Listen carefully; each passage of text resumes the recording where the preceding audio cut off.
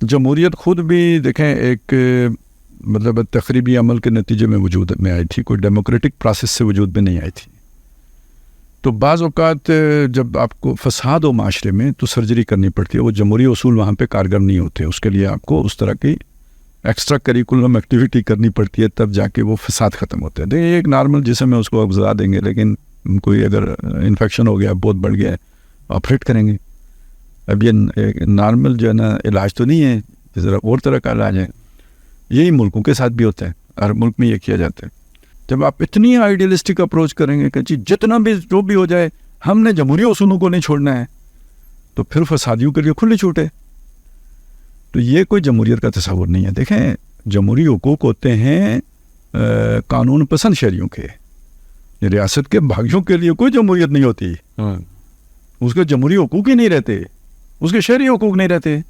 دوسری بات یہ ہے جو سمجھ لیں، سیکولرزم ایک علیحدہ چیز ہے، لیکن جس شے کا نام لبرلزم ہے وہ انارکی کا پوٹینشیل رکھتے ہیں.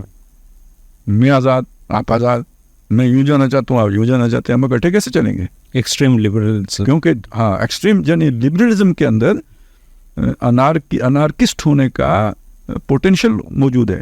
ہر وہ مسلمان جو قرآن کو من جانب اللہ منزل من اللہ سمجھتا ہو، اس کے اندر فنڈامنٹلزم کا پوٹینشیل موجود ہے. کیونکہ جب قرآن پڑھے گا نا، قرآن کا تو نیریٹو ہی یہی ہے، اس نے یہیں پہنچنا ہے. اسی طرح یہ سمجھ لیں کہ جو بھی لبرل ہے وہ اپنی اس سوچ میں جو ہی آگے بڑھے گا، تو یہ جو سٹرکچر ہوتا ہے نا اسٹیٹ کا سٹرکچر، یہ تو اس کی آزاد سوچ کے منافی ہوتے ہیں، فریڈم کے خلاف ہیں. لہٰذا یہ انارکی تک لے کے جاتے ہیں. اور دنیا میں اس وقت ریورس جو پروسیس چلے نا فیشزم کا، امریکہ جیسے ملک میں آپ کو ٹرمپ کی صورت میں نظر آئے گا، اور باقی دنیا میں اس کے سبب یہ بنا ہے. یونیورسٹیوں میں ڈسکشنز ہیں کہ اگر آپ ایکسٹریم لبرلزم کے لیول پہ جائیں گے تو اسٹیٹ کا سٹرکچر ختم ہو جائے گا. سمجھے میری بات؟ صحیح. تو جو اس طرح کے لوگ ہوتے ہیں نا بہت ایکسٹریم پہ سوچنے والے، اپنی جگہ پہ انتہا پسند، تو ان کو پھر یہ سارے حقوق اور یہ اور وہ، مطلب ریاست جائے باڑ میں اور نظام جائے باڑ میں، ڈسپلن اور یہ سارے آرگنائزیشن جائے باڑ میں. وہ جو میرے اصول ہیں ان میں سے کسی، وہ تو قرآنی اصول ہیں، وہ نہیں اوپر نیچے ہو سکتے. یہ مسائل ہیں ان کے. ایکسٹریم لیول کا آئیڈیالزم کہہ لیں آپ اسے، اس اپنی سوچ کے اعتبار سے.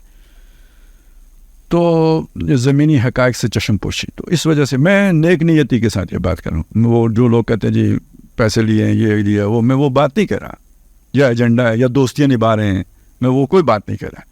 میں صرف یہ بات کہہ رہا ہوں کہ بالکل جو ایک لبرل بندہ ہوگا وہ اس طرح کا ایک شاعرانہ مزاج کہہ لیں، کتابی سوچ کہہ لیں، آئیڈیلسٹک اپروچ کہہ لیں، وہ اس میں مبتلا ہو جاتے ہیں.